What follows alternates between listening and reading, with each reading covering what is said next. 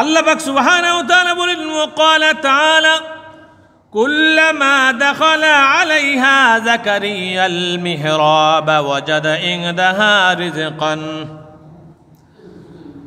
যখন জাকারিয়া আলাইহিস সালাম মরিয়ম আলাইহিস সালামের নিকট নামাজ পড়বার জায়গায় যাইতেন, বাইতুল মুকাদ্দাসে জাকারিয়া আলাইহিস সালাম যখন নামাজ পড়তে যাইতেন তখন বাইতুল মুকাদ্দাসের একটা রুমের মধ্যে ঈসা নবীর আম্মা মরিয়ম আলাইহিস সালাম থাকতেন।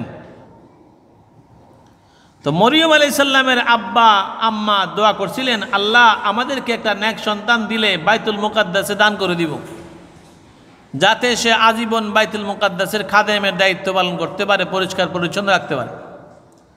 কিন্তু মরিয়ম আলাইহিস সালামের আম্মা আব্বার ঘরে ছেলে না হয়ে উনি মরিয়ম হলেন জন্ম।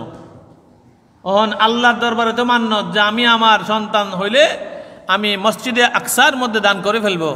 এবার মরিয়ম আলাইহিস সালামকে বাইতুল মুকাদ্দাসে দান করে দিলেন।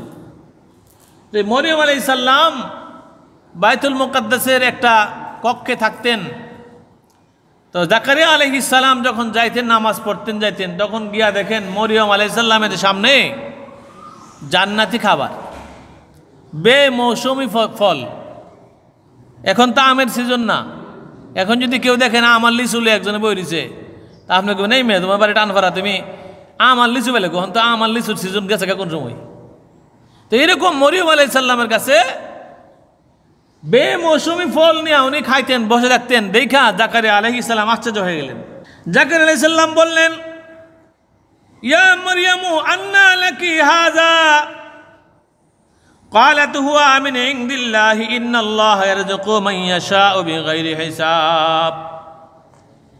জাকির আলাইহিস সালাম বলেন, হে মরিয়ম এটা তোমার নিকট কোত্থেকে আসলো? এখন তো এই ফলের কোনো মৌসুম না। বলার পরে মরিয়ম আলাইহিস সালাম বললেন, সেটা আল্লাহর নিকট থেকে আসছে, নিশ্চয়ই আল্লাহ ইচ্ছা করলে অগণিত দান করেন। তাহলে কি বোঝা গেল? আল্লাহর প্রিয় যারা তাদেরকে আল্লাহ নিজে খাবার পাঠায়।